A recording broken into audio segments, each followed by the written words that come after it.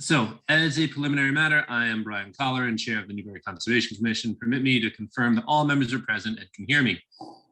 Members, when I call your name, please respond in the affirmative. Ben Gehagen. Yes. Brad Duffin. No. Dan Streeter. Yes. Frank Wettenkamp.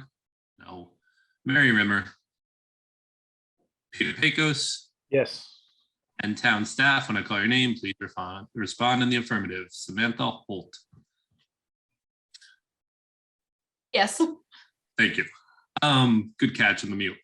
All right, so good evening. This March 15th, 2022 open meeting of the Newbury Conservation Commission is being conducted remotely, consistent with the act relative to extending certain COVID-19 measures adopted during the state of emergency, which extends the governor's March 12, 2020 order suspending certain provisions of the open meeting law until July 15, 2022.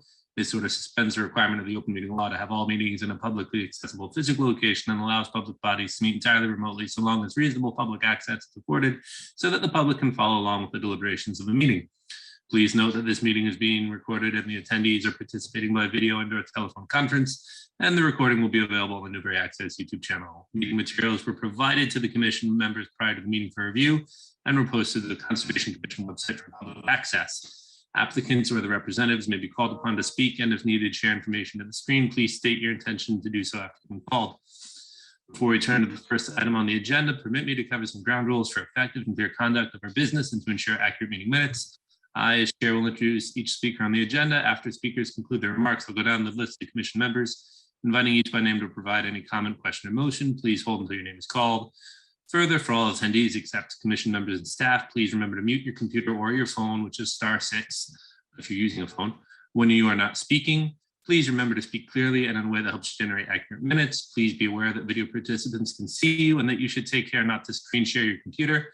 Anything that you broadcast may be captured by the recording. For any response, please wait until I yield the floor to you and state your name before speaking.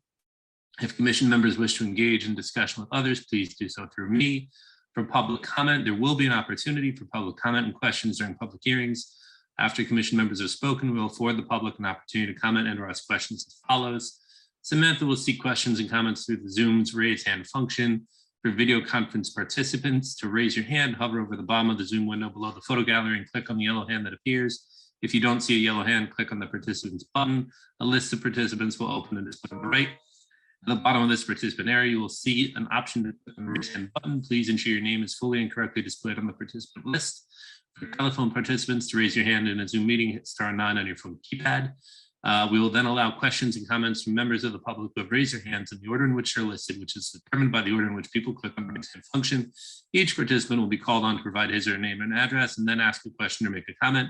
I will afford the applicant or participant or his or her representative the opportunity to reply. Your hand will be lowered when you've been given the floor for your questions. We will then continue down the list of those in the raise hand column, and again afford the participant or applicant or rep an opportunity to speak. Please note that the chat feature has been disabled for this meeting.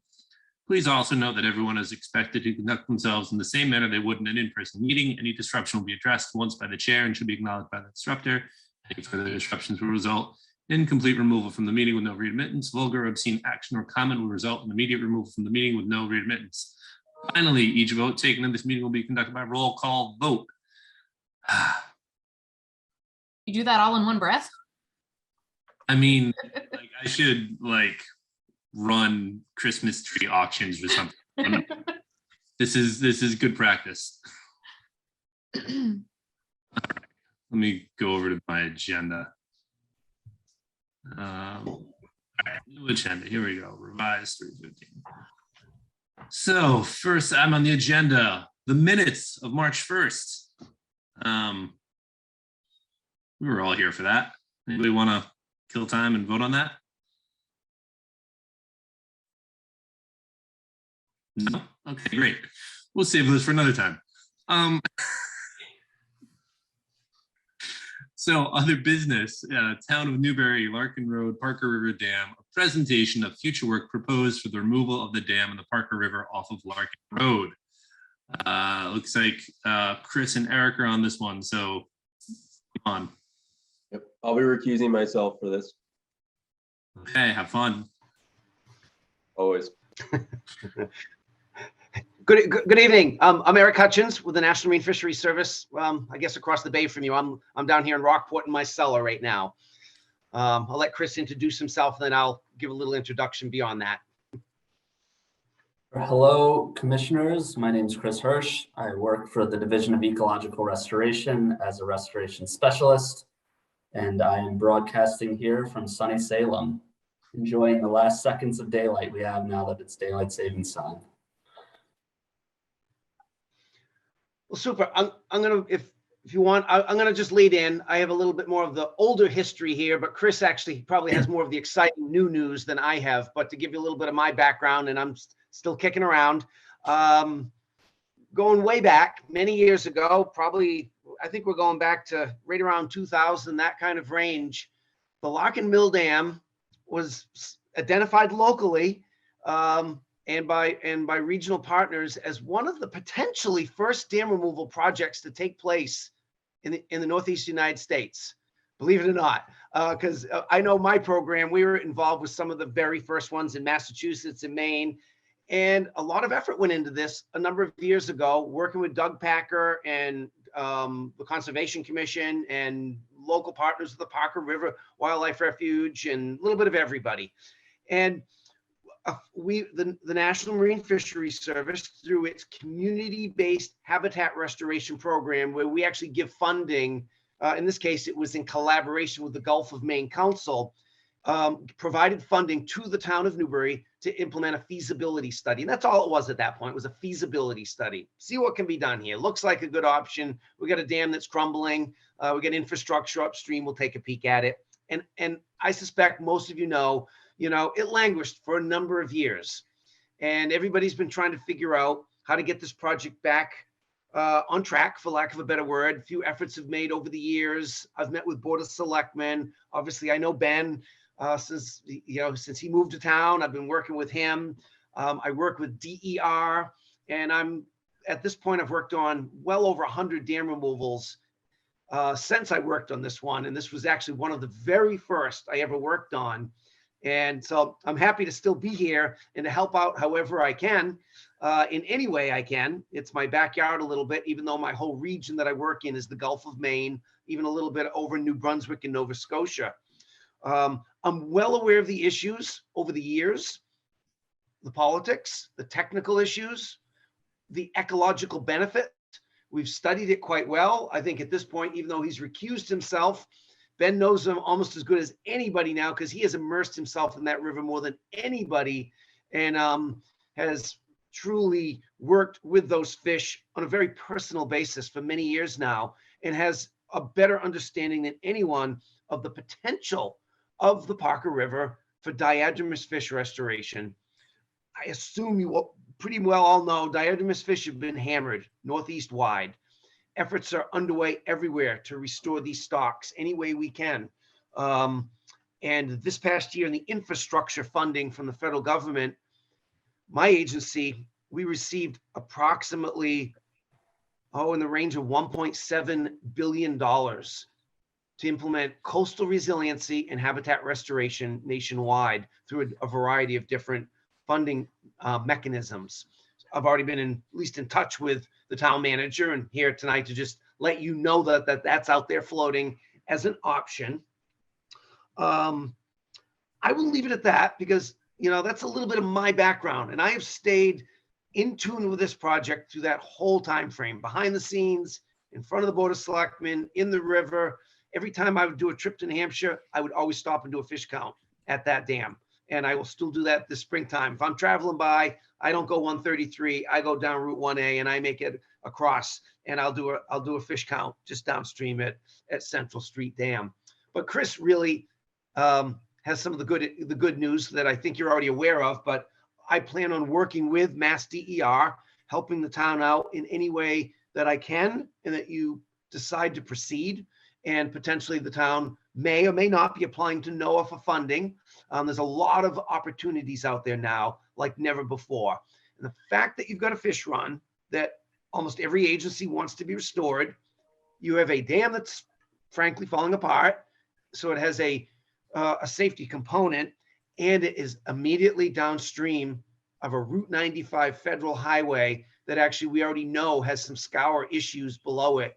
This is an opportunity to address an important infrastructure issue, which ties in quite nicely with the infrastructure funding, which is very much targeted at infrastructure improvements, benefits, and wherever possible, dovetailed with environmental gains. Thank you. And I'm definitely open for questions. All right. Awesome. That was a great summary. I, for one, am very curious about everything that you didn't say, but we'll leave that for some other time. Chris, you want to jump in and go next? Sure, thank you. That was a heck of an introduction from Eric, and I'm glad he's here to tell the history because he lived through it all.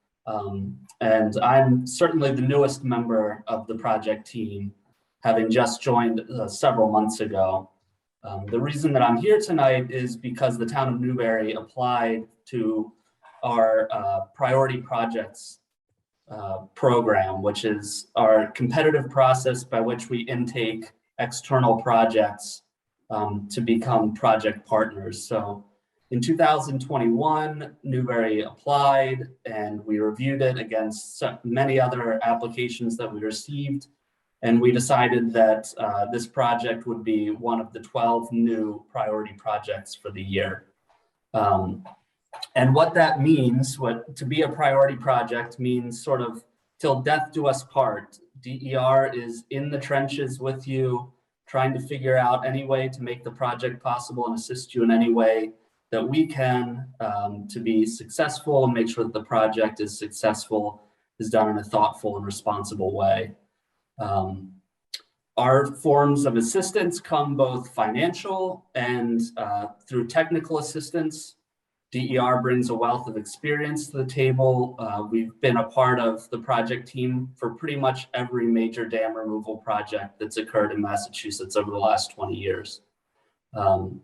I am fairly new to DER, but I lean heavily on my colleagues who have been there removing dams for decades. And I certainly am very excited to be a part of this project. DER's involvement at Larkin Street started around the year 2000. I've been reviewing the old files, and we have a report that some Tufts University students did in the year 2000. And here we are 21 years later, we're still interested and now have entered the game as a formal partner. And so what that means is hopefully things will start accelerating and we'll get the project back on track. That's my goal, at least.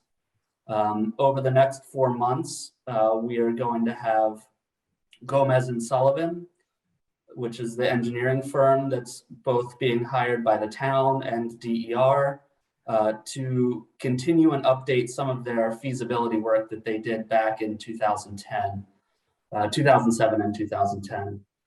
So they'll be going out and resampling the sediment and the impoundment just to make sure that nothing major has changed. Those conditions remain the same as they were previously. There were some concerns raised in the past about potential for spills to occur on I-95. So they'll be developing a spill response plan for that bridge to address those concerns. We're also going to have them take a look at those scour issues that Eric mentioned. So they're going to be looking at I-95 a little bit closer. We've asked them to put together a scour countermeasure design and to work with DOT in coordination with them and their engineers to find an acceptable solution to that issue.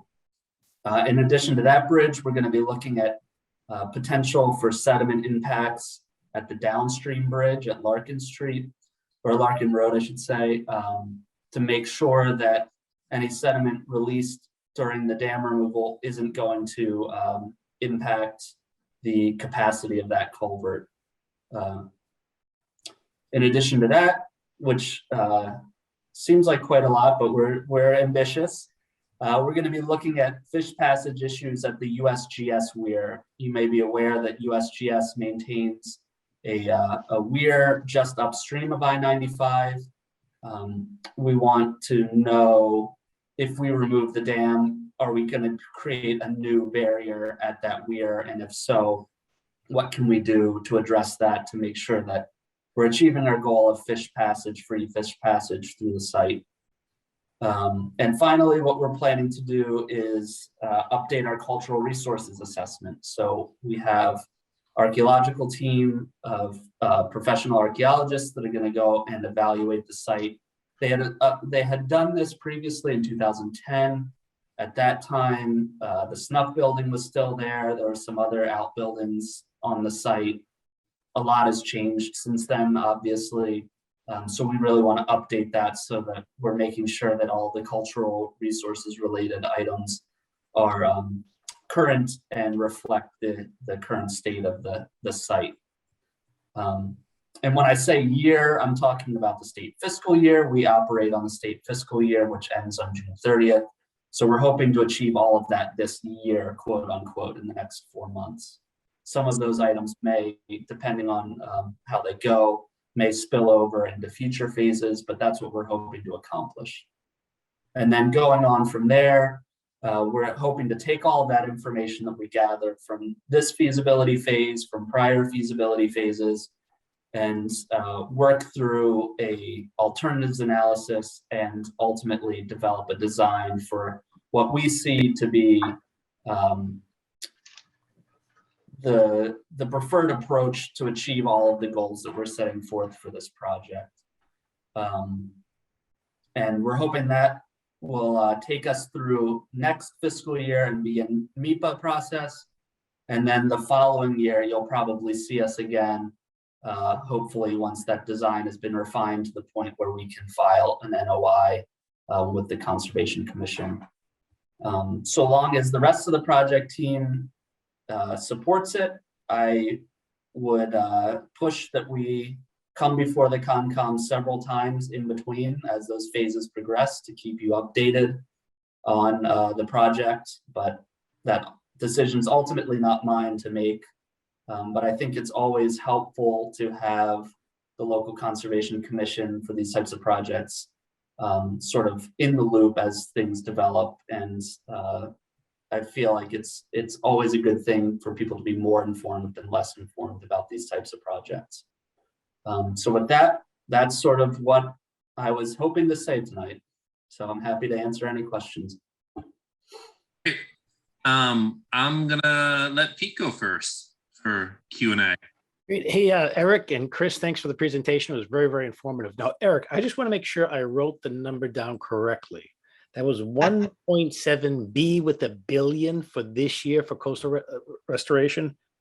No, it's 5 years of funding. Sorry, Oh, it's okay, 5 okay. years. I just got Yep. very excited for a moment there because I saw accelerated things. No, I think this is dynamite. And Eric, I mean, and Chris, it looks like it's going to be a good rollout over the next 3 years. It looks like you have a lot to do over the next couple of months to get this fiscal year in place. So I know that I'll be looking forward to seeing other things. I'm sure other commission members as well. So it's wonderful. Thanks. All right, thank you, Pete. Daniel. Yeah, I think I was around when the original proposal was moving along, and I'm really excited to see this, come back around, and hopefully the town support it wholeheartedly this time. Thank you, guys. Thank you. Yeah, I agree with everybody. Yeah, this is awesome. My only question, and maybe it's too early in the process for an answer to be there, but arguably when the dam comes down, you've got all that sediment backed up behind it. Is there any talk about spreading that out into the marsh? Yeah, at this time, the sediment management plan hasn't been settled upon. But Eric, if you have some insights you want to share, feel free. Yeah, I'll take a quick crack at that. One is and interestingly enough, a person in my office, Matt Collins is his name, actually had graduate students working at this site. We actually set up permanent transects all up and down this impoundment to actually do research, thinking that one day it would come out. But one thing we do know about this site is, all things considered, I don't even remember what the last estimate was. Relatively speaking, there is not much material behind this dam. But what is there will need to be addressed one way or the other. We will be looking at grain size again. We will be looking at any contamination signatures and opportunities for it to go downstream, because if it's clean material, organic based or some mineral based, that's not a bad thing for the marsh. To pick it up and drag it away and put it on the marsh, I hadn't even thought of that yet. There may be windows of opportunity for that. That's a new, so to speak, an up and coming type of marsh restoration and resilience technique. I wouldn't jump all over that yet. I'll be honest with you, only because it's yet to even be done in the state anywhere of any significance. And our agency is funding it in other places, but it's got a ways to go before we probably start taking material behind the dam and putting it on top of a salt marsh. Boy, that would be tough permitting, I'll tell you. But thinking out of the box, we're not there yet. And that Yeah. sediment management plan will look at options and alternatives for what to do with it. Optimally, we let it go downstream and it just goes into the marsh naturally. And we don't have to spend an extra $300,000 to put it in trucks and drive it on the marsh and dump it. Yeah, yeah. You know, I mean, as you well know, right? That's all kind of the new thing. And, you know, with all the newness involved, the thought just crossed my mind that if you know the soil is going to wash downstream anyway, and it should have, you know, however many decades ago, maybe it gets around some of the presumable long list of hurdles that would, you know, trucking it out onto the marsh. But yeah, obviously I'm a little bit ahead of things on that. So that's all. All right, well, great. Good luck, obviously. If you need us, we'll try to help. Ben can't, won't, you know, as the case may be. Not But yet. I Yeah. wanted to touch on one thing also, just to kind of help paint the larger picture. Dam removals still and probably always will be complex projects to permit. Our laws at the local, state, and federal level, and I used to be a MyConcom here in Rockport for years. I still participate all the time. They're just difficult, and they should be, because there's a lot of issues associated with them. This project is going to need local permit. And through that process, it's going to need a 401 water quality certificate, full review there with outside agencies reviewing. It's going to need to go through a full-blown NEPA process, Massachusetts Environmental Policy Act. It's going to need an Army Corps of Engineers permit, Section 404, and likely a Section 10 permit. And it's also going to need, I forgot one. Office of Dam Safety. A Chapter 91 permit, And a maybe Chapter not 9. a safety permit, because it's not legally a dam. Oh, it's Those are the- non-jurisdictional. You're right. You're right. Yep. So one of the impetuses of this project early on is they changed the definition of a dam in Massachusetts.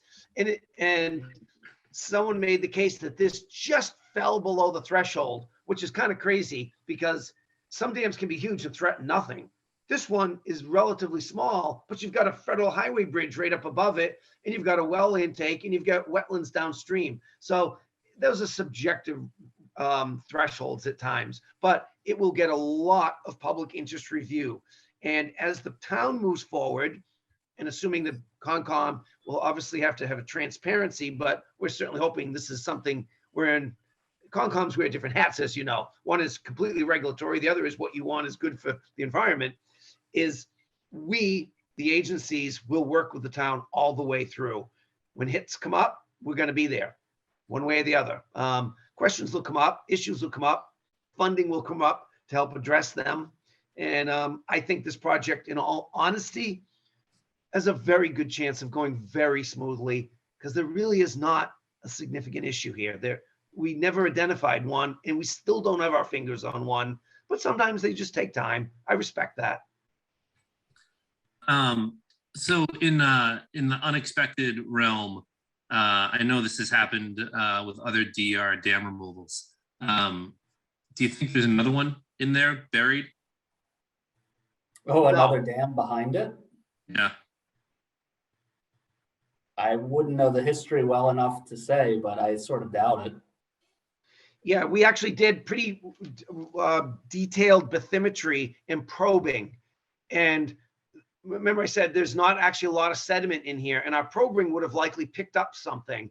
And the dam where it's located right now is actually located on the ledge, from my experience, where you would have likely put your original dam.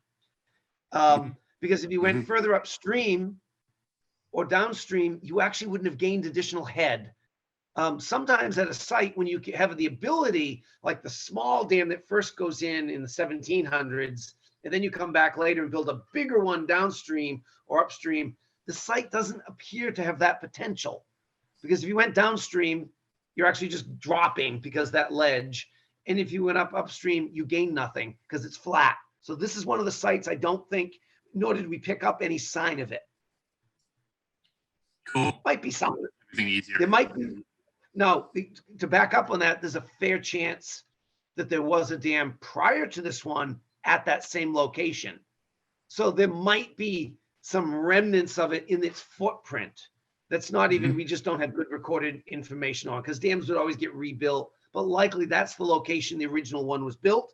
And as you know, the Parker goes pretty dry in the summer. This is one of those sites where you could remove a dam. The colonists could have removed the original dam and then quickly rebuilt one before the floods came back. It's not a huge river that requires a lot of technical ability to rebuild a dam here. So there's a good chance they just removed the junk from the earlier one, built a new one here. I'm almost sure this is not the original, but the original would have been in the same footprint based on the topography. Cool. All right. Well, then once more to everybody else. Anybody, Commission, Sam, you didn't, I'm sure you talked to these guys plenty. So One in quick the public question. with their hands up. Sorry, Dan. Yeah. Yeah, I just remember the last time around, there was talk of partial removal or full removal. Are both those still on the table? I'll take a crack at that. On almost all dam removal projects, early on, we always look at alternatives. And that alternative technically will be evaluated, but for all practical purposes, I can tell you, there is, from all of the dams I've worked on, there is no practicality here, or at least none has been identified by anybody why you would ever want a partial removal here, because there's nothing to gain by it. Partial removals are done sometimes if you have a water intake just upstream, or you've got infrastructure.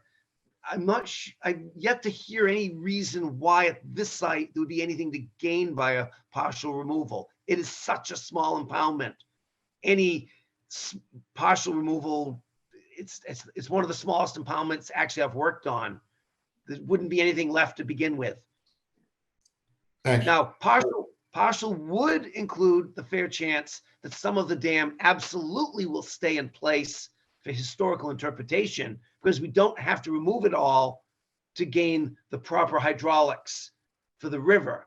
So there's a good chance that sections of it will stay, which opens up the opportunity for interpretive signage to preserve the history of Newbury at this location so that people can still see the location of the dam. It's not all needed to be removed. So that it probably will result in a partial removal along those lines. Thank you. All right. Anybody else? And anybody from the public out here? I don't see any hands up like I said before.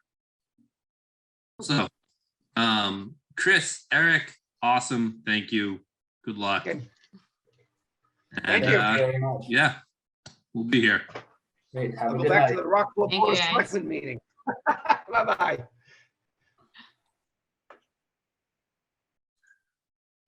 All right. So we get Ben back. Ta-da. All right. Next thing up, we have a public hearing on James and George Simus at 5 Cinder Avenue, DEP, we don't have a number yet. A notice of intent for the demolition of the existing single-story, single-family residential structure on a cinder block foundation and the construction of a new single-family residential structure on a pile foundation with associated set work. All right, who we got here for this one? Hi, good evening. This is Matt Steinau from Millennium Engineering. Hi, Matt. Good evening. I'm going to share my screen real quick. I'm going to start off with a couple photos. I want the commission to get a feel for the site, as I doubt any of you have been there recently, if at all. So you'll notice here, this is kind of starting out in the street, looking at that front corner where the existing garage is, and I'll show you that on the plan in one moment. You can see the condition here. The garage itself is in serious disrepair. Has no front garage door any longer. The block wall that's out front is in bad shape. You can see here it's kind of leaning and falling apart. And then as we look up at the house, you can see that it's overgrown, single-family, single-story home. And the site itself is not well kept or maintained at this point. We get up to the stairs, you can see the condition of the house itself. Same thing, it's not well maintained. The site is covered predominantly with deciduous mat fallen from the trees that hasn't been cleaned up, and small areas of moss. Not really any type of real vegetative cover as far as ground cover other than this mossy material. And then as you walk around the property, you can see it's kind of consistent throughout, not well kept, not well maintained, and kind of falling apart. There's a few more photos here, but I think you get the idea. So I will bring up the plan now. Everybody can see that?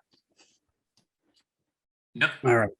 So on the left-hand side of the plan here, I'll just zoom in a little bit. You can see what the existing conditions looks like. It is a very mounded site with a single-family house here at the back corner, the garage here in the front left corner.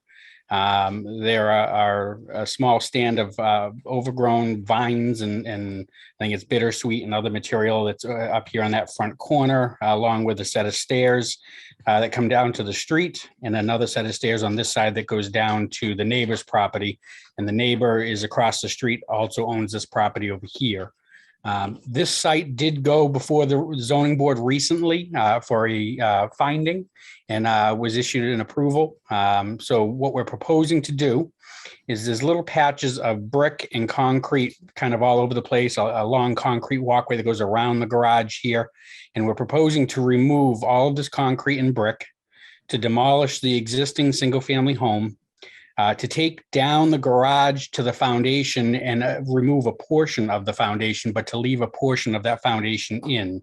Ideally, we'd love to remove the entire thing, but because of the site and where the parking is, if we remove the entirety of the wall, the sand and the soil material starts to cave in to where the existing parking is. So the proposal, you can see here on the right, is to freshen up that area where the garage was with a new gravel surface, clean wash stone, and then to leave this portion of the retaining or the foundation wall in to act as a retaining wall as it currently does now. Then to construct a new single-family home on piles with a small 3x3 utility chase centrally located and an elevated generator pad off the back that would be on a similar structure that the foundation of the house is, a steel structure elevated up on piles. On the right-hand side, there'll be a deck with stairs that come down to the yard. And then we're proposing as mitigation for the sapling trees and the small trees throughout that we're taking down, we're proposing to plant some shrubs along this edge here. I think I have shrubby cinquefoil as a species that came from the Coastal Zone Management website as approved plantings, shown on page 2 of our details. Sheet here in the corner, you can see our architectural rendering of what the actual house will look like, and that the intent here is at high contour 19.3, which is located here in that front corner at the high point of the property. That will have a minimum 2-foot clearance there, and the vast majority of it is going to be considerably more than 2 feet above the ground. We have the intention of having a set of stairs from that first floor come down within the footprint of the building. You can see it here on the left-hand side where the stairs are within the footprint of the structure, coming down to that lower grade where the garage comes up. That gravel path will extend to the bottom of the stairs there. You can see a small little path here off of where the parking area is. with a proposed underground natural gas tank here off to the side. That gas line will come into the proposed utility chase as shown here, with water and service connections coming from the road off the front, where they essentially are coming in now.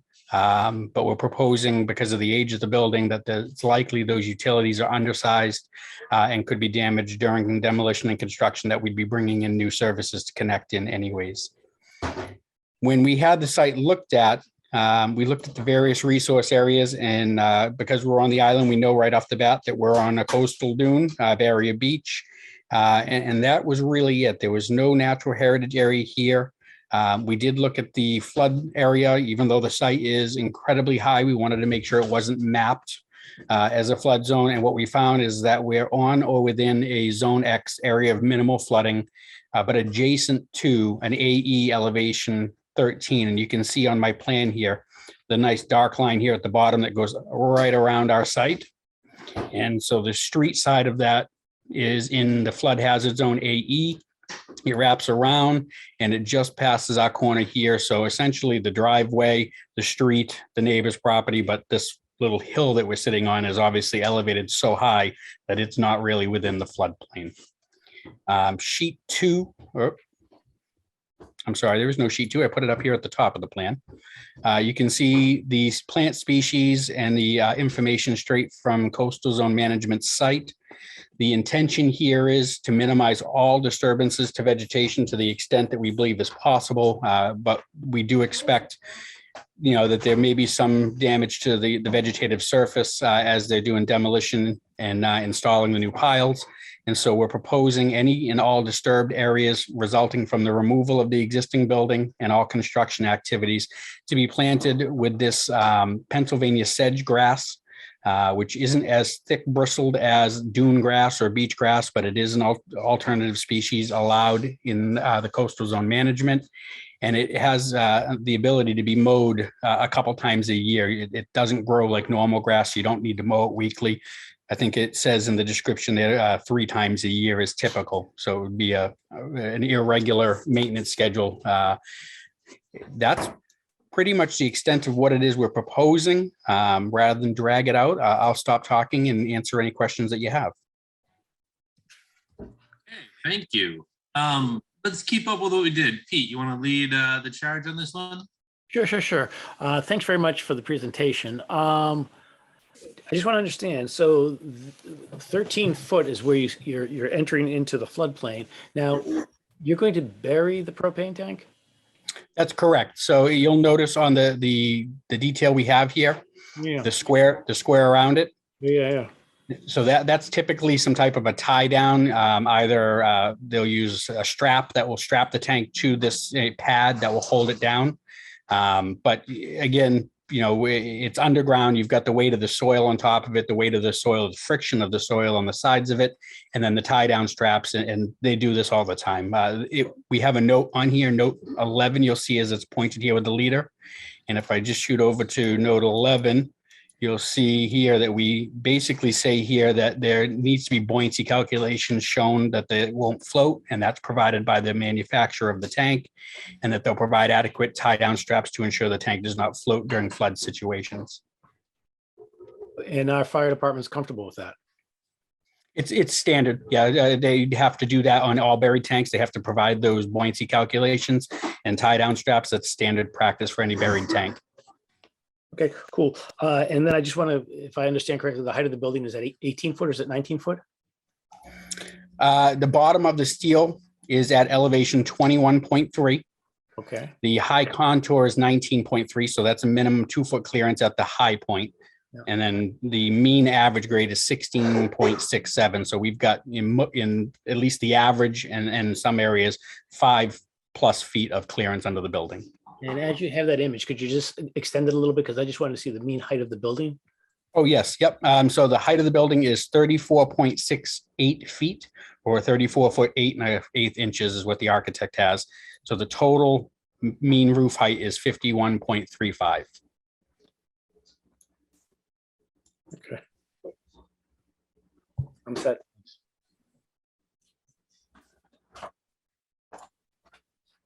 I'm set. Thanks, Brian. Oh, okay. I thought you were just thinking about that. All No, right. no, Okay, then in that case, Daniel, what do you see? Yeah, the Pennsylvania sedge is interesting. I don't think I've never really heard about it before. I think it'll be interesting to see how it actually works. It's a bit different than what we usually see. Any of the other board members aware of this plant species? Yeah, it's pretty normal native. I don't know that it belongs out on the island, but yeah, it's a normal enough thing. It's super widespread, Yeah, and then, as you know, whether it goes on the beach or not. yeah. So that's still a question in my mind, if that's a good thing. I think it would be interesting to see how it performs out there. And then I spent some time trying to figure out the driveway grading. I mean, you're going to remove a concrete walk, the grading lines, the contour lines. There's no regrading shown. And I'm wondering if looking at this plan right now, on the upper side there, where you've removed the concrete walkway, is that going to need some retaining wall too, or how's that all going to work? And it all's got to fit together with the bottom of the stairs. And I Right. just, So the bottom of the stairs are coming down to the existing elevation, which is 13.7. All we're proposing to do is remove the concrete slab. We're not excavating. It's a poorly formed up slab that was there to begin with, and it just runs around the building as a walkway. So we don't expect, considering the condition of it, that it's very thick. It's a thin slab. So that'll all be removed. And as I said, this portion of the back wall is going to be removed to allow for a walkway through. And essentially, we're not showing any real regrading here because we're utilizing the old garage floor space as the new elevation where the gravel is going to go. So once they remove that concrete slab, they'll freshen it up with gravel back to the original elevation of the slab, and that will be the parking surfaces. So because we're on the Barrier Beach, because we're not supposed to be changing the form of the dune, we're not proposing to bring in a lot of material or excavate. We're kind of working with what we have for grades out there currently. yeah, I think I was more thinking you are removing the concrete walkway that goes out to the street as well. And Yes. that gravel area, I believe, is wider than the garage once was. That's the way Yes, because the gravel, again, because we're taking the slab out and that's going to drop the elevation, a couple inches. We're proposing that gravel that goes in the parking area where the garage floor was is extending over to where that slab was. So it's the gravel we're showing here essentially is taking up not only the footprint of the garage, but also the concrete slab on that side. Come over here. You can see how it comes right here near the corner of the property line and extends at that angle. And then when you look at the proposed, we're starting off here at the corner of the property line and extending at that angle. So it's taking up the full footprint of the concrete. So we're going to build it back up with gravel to the original elevation. I will just kind of, I think going out there to look at it would be helpful, but if that concrete walkway looking at the garage on the left-hand side of the garage, if that's like protruding above the ground, then, something's got to happen. But I see what you're saying. Yes. Yep. I don't know from maybe that shows in your picture. But those are the only two items that I kind of picked up on. Okay. Benjamin?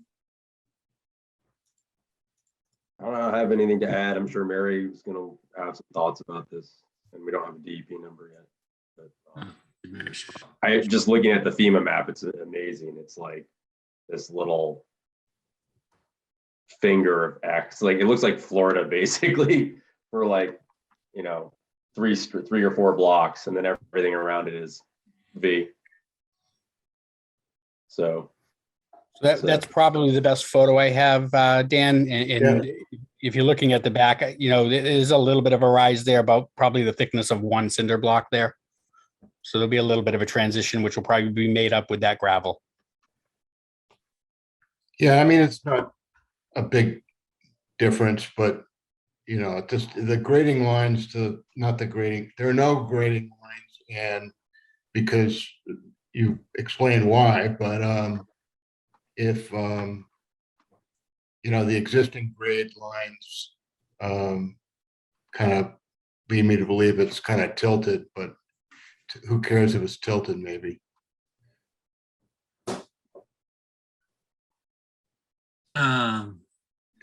Okay, so my comment, I think everybody covered some good ones. My comment goes to the Japanese knotweed. I think Ben and everybody else saw this one coming. I think you guys got to kill that. Remove that invasive. Yeah. It's not that's pretty. gonna I be, can't imagine they wouldn't want to. Well, you know, I think you need to do some treatment on that before the construction starts, or you've got to time it, because that stuff can travel with you pretty easily and cause some problems. Sure. I know we're not looking for a decision tonight because we don't have a file number, but I will speak with the applicants or the owners. I can't imagine a situation where they wouldn't be completely not only happy to do it, but willing to do that as a condition of any approval, to time that and have that removed prior to demolition and construction. And then, you know, to what Dan said, you know, double check on the sedges and the sink soil. I mean, I know the sedge at least is decent with sandy soils. I just, you know, I don't know if it's any good with salt. So you might want to just double check the planting plan. Absolutely. Yeah. And Matt, maybe talk with the owners and see if they're, you know, you're kind of cutting down saplings in a full-grown tree and replacing it with some shrubbery. I certainly wouldn't mind seeing a tree planted somewhere or two. Okay. Yeah. And to Ben's point, you know, it is sand, right? I mean, that's all dune. And so I don't know how much root structure you've got there. It might, you know, be it might have an influence on the steep slopes there. Well, it is sandy there for sure, being on the beach. However, if you recall in the photos, there's an awful lot of deciduous and conifer trees that are on the site, as well as there's a row of arborvitae along the back. And I highly suspect that based on the age of the house, that prior to the Wetlands Protection Act, there was some serious landscaping and yard maintenance that occurred out here. So the topsoil here has probably got a decent amount of loamy material that's been, you know, supplemented to the original sand, which is probably why a lot of these, you know, there's quite a few saplings in the back, but there's some very mature trees along the property line. And I think that's indicative of the fact that it's an older property and predated the Wetlands Protection Act, the construction of this. Yeah, that would make sense. All right, cool. Well then, barring anything else, we'll let you, you know, adjust, and we'll see you at the next one and see if we get a number in the meantime. All right, excellent. Thank you very much. Thank you. And nobody was here from the public, right? No hands on the side? Okay, good. Do we need a motion? Yeah, I suppose we do, don't we? To continue. Motion to continue this hearing until whatever the date of the next meeting is. April 5th. Second that. All right, roll call. Ben. Yep. Dan. Yes. And Pete. Yes. I'll also vote in the affirmative. All right, so then next thing on the, now we're into the discussion. We're done with our one item. We have a modification for Inky Forbridge at Parker River Research Station, file NCC-386. A proposal for modification to a negative determination of applicability to install a single temporary research station for academic purposes within the salt marsh along the Parker River. And I see some screen sharing going on. Yes, so I'm not muted, am I? Good. Oh, you guys can't see that. Can you see that? We can see that. Very small. Okay, sorry, I'm on two different screens. I was making sure I was sharing the right one. So Inca was not able to make it tonight, but she did send this letter. So basically all they're trying to do is they're looking at getting permission to start the initial installation of the boardwalk a few days prior to what was approved in the RDA. So what was approved in the RDA was April 15th. They're looking to start on April 11th this year, just to do the initial installation of the boardwalk, to be able to actually get out to the site where the tower is going to be located. And she did state that that was only going to be for this year. All of the subsequent years for this project are going to go by the approved timeline from the RDA. So they were just looking for that early start date for the initial installation. Okay, so then, Pete, what do you think? No issues. No issues. Daniel? Put that letter on file. Yep, I do have it. Yeah, I meant just, I think it's a great idea. It's fine. Okay, Benjamin? No issues. Okay. In that case, great. My one issue just has to do with, it would be nice if they'd known this when we'd done it the first time. Ooh, I will point out that I can't remember where or what I was in a meeting with somebody related to DEP at some point in the last month, and they're redoing things, the ecological restoration project definitions. I think they are Yes, going they to are. This- include scientific. So basically, in Yeah. a year or two, this would actually, how we were all, permitting, we're like, they should have like an exception for scientific research. They're going to have an exception for scientific. Yeah, once that gets all finalized, this is gonna be like an exempted or like a considered a minor project or a limited project or something. Yep. Sorry, just wanted to tie that knot before I forgot. All right.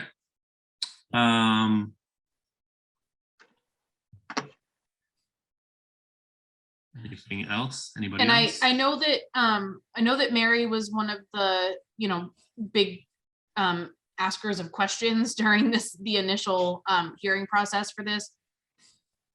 I did ask her to send me if she had any comments about anything that she didn't think she would make it in for tonight, and I didn't get any comments from her about anything.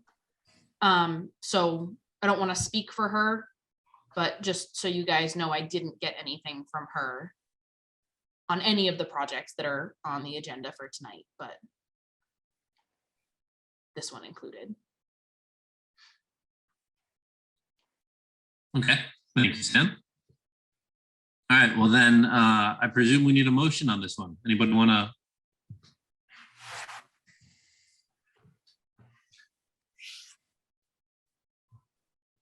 I move to grant Inca the way she's requesting, the modification to her negative determination. Great. Thank you, Ben. Second. Thank you. All right, roll call. Benjamin, Yes. Daniel, Yes. Peter, Yes. and myself, I'm voting yes. So that's that. And again, I jumped ahead. Nobody from the public had something to say about this one. No, Jack Rebecki is the only person here. All right, Jack, back up when you want to talk. So other business, Scott Kittner, 23 Shandell Drive Extension, DEP file number 0501294. Presentation of findings following an inspection of the property. Samantha. Yes, so this was following some concerns about the kind of view of the project that we get now from, and it does, I have seen it a couple times from Rolfs Lane myself, and it does being unfamiliar with the project at first, the first time I saw it, I was like, wow, that's really, really close to the pond that's out back there. So it does, oh, there's Mary. It does look like it's very close from across the way. And I had a request to go out and check on the property to make sure that everything was all being done the way it was supposed to be done. I did go out there and I have the plans and everything. They were approved for, I believe, one of the corners of the house is as close as 51 feet from the edge of the pond. And they have like a rock wall that's going to be kind of constructed with like a pea stone path next to it. And it does appear that they are all in compliance with that. I didn't really have any concerns about anything. All of their erosion control and the silt fence and everything is still up. It looks like it's in pretty good shape. They have it spray painted in really big orange letters that it says work limit on the fencing. So they do appear to be doing a pretty good job of staying away from the edge of the pond. So. Cool. Good to hear. All right. Thank you, Sam. Anybody want to have a follow-up question about the status update there? Okay. So then moving along to the next item with also, hi, Mary, you missed all the fun. You know, we should still be on the first item. Sorry about that. No, I mean, hey, you know, I'm thrilled to see you showing up at the end if it's 8 o'clock. I mean, we never do this. So next item, we have Steve Long at 136 Main Street, DP 501163. Updates on an amendment request sent to MADEP for a superseding order for a 2.795 megawatt ground mounted solar energy generating facility. Oh, that's a mouthful. All right, Sam, what's up? All right, so this one, I believe this one actually got, I believe this one got approved by the commission originally. And I think there was actually an appeal from DEP that gave them the jurisdiction over it. So they do have a superseding order of conditions for this. I actually met with them months ago at this point with some of the people working on this project. So the issue that they're having right now, and it's kind of difficult to see, I guess, but this kind of area down here is where they need to make the changes. They're having some issues with National Grid, I guess, trying to get the solar hooked up to National Grid's lines. I believe the entire project is like 95% done, and the only thing they have left is this one connection. And the issues that they were having with National Grid is causing them to have to kind of reroute the connection into the power lines. So they are going in to request an amendment to their SOC to make that change to do a different connection area from what was originally approved. We don't really have anything to do with that, but it is a really, really big project and it's been in the works for a while. So I just wanted to make sure that you guys knew that it was happening, that they were going in for the amendment, just in case anybody cared. No, that's good. Thanks for, you know, looping us in. So yeah, same thing. Pete, any questions on the update? No questions. Daniel? No questions. Oh, Mary, I went out of order. Oh, thanks. I get to say, just, I couldn't tell if that is in the buffer zone, those changes. It looks like, are they? It's a little bit hard to tell if you blow it up, maybe.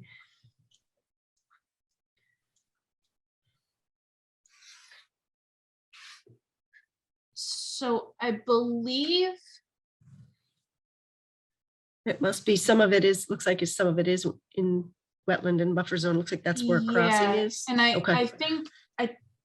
I think part of it might actually be a wetland crossing. I think some of it, I think they're actually gonna have to like kind of put in a bridge for it, if I'm recalling correctly.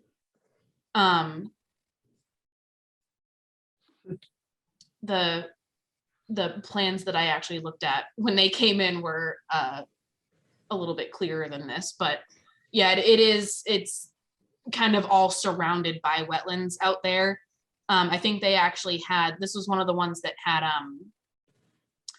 an issue with like a conservation restriction over in that area that they had to get worked out Okay. before they could do anything with this. So. Yeah. Yeah, I can't tell if whether there's additional impacts or not from this plan. So that would be a little hard to tell. Yeah, you can see it actually now, if you look at Google Maps. There's in blue are prior approved, so the red is new. Just is a little bit of a confusing figure.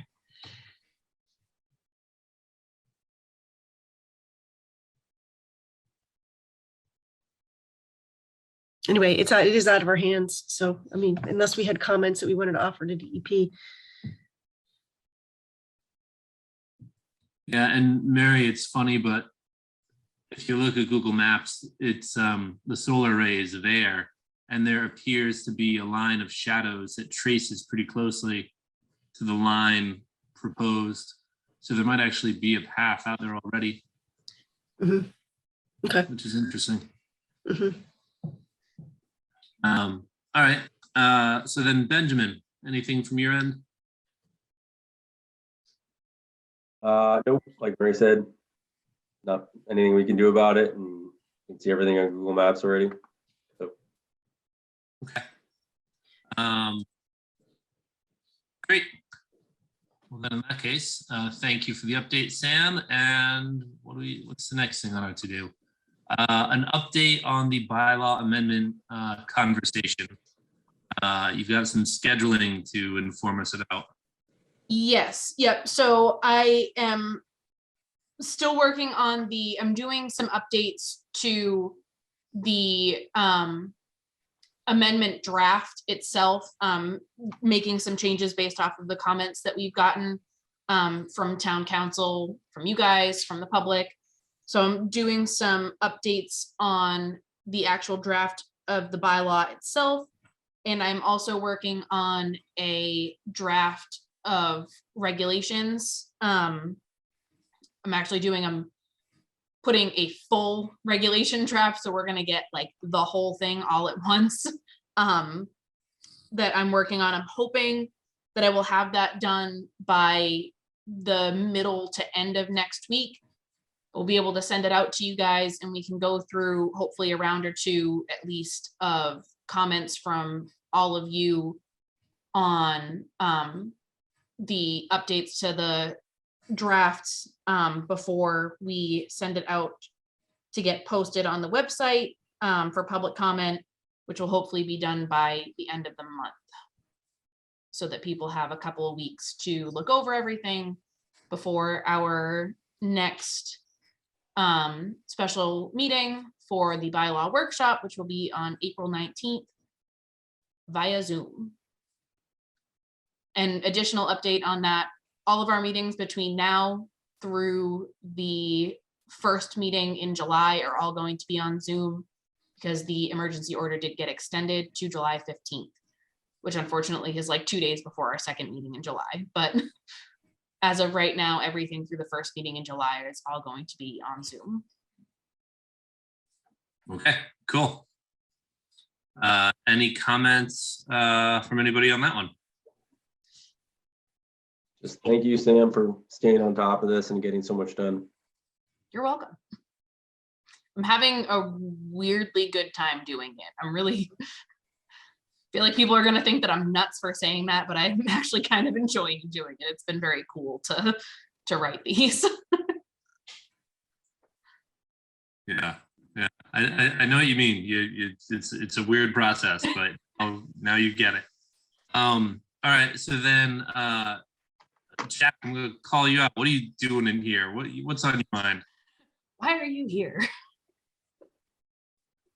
Good evening. No, of course, I was just gonna be listening to what was the Larkin Road presentation. As you know, I live across the street. It was just, I know Ben's worked very hard for nearly a decade, probably, on the project, and I, having walked with him on it a number of occasions. I had seen gentlemen out here early this week, so I saw it on the agenda, and I just, like Mary, I was late to the party though, so I'll have to catch up with Sam on the side, and look forward to that as well. And for the record, if my phone in background here, Pete, if I ever get it online, I'm gonna look up your number in the background to see if my old girl.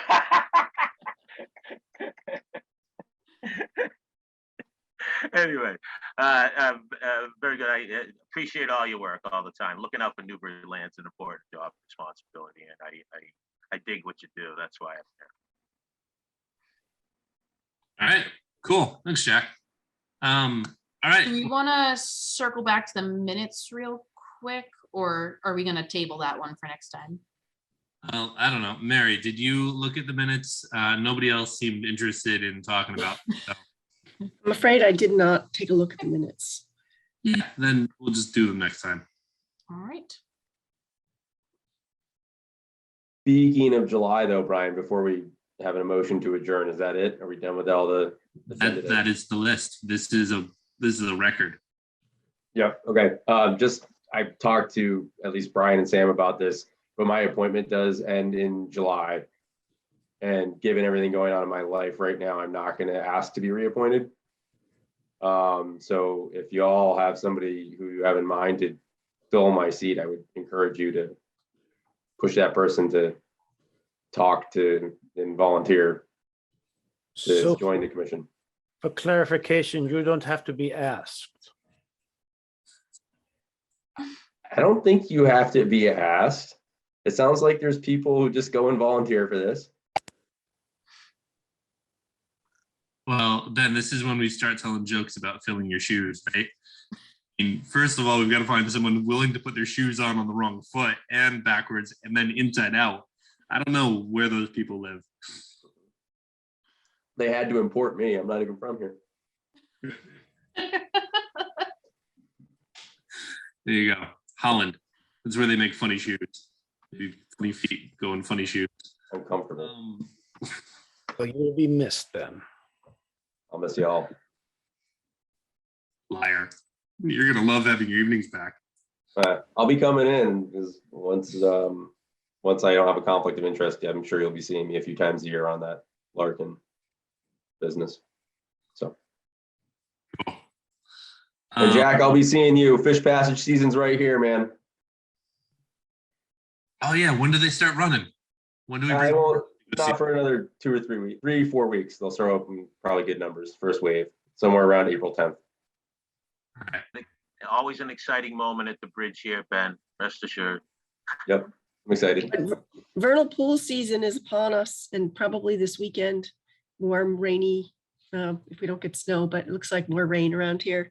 Could be a lot of amphibian activity, so drive carefully. A lot of wet backyards. Mhm. I've already had to go out and check on a couple people that had some concerns that had me concerned that we were going to be doing some emergency permits to fix culverts. And luckily it looks like it's just snow melt and wetness. That's the culprit, but lots and lots of sogginess out there. Keep your boots firmly attached to your feet because they will come off. All right. Well, good. A nice little roundabout again there. Right. So then, who would like to go do something else with their evening? I'll move to adjourn. Okay, Second that. all right. Roll call, Benjamin, Yes. Daniel, Yes, Mary, Yes. and Peter. Okay. Also vote enthusiastically, okay. All right, well then, thanks, guys. This is great. See you next Good night. time. Thanks, Good night, everyone. everybody. Good night. Good night.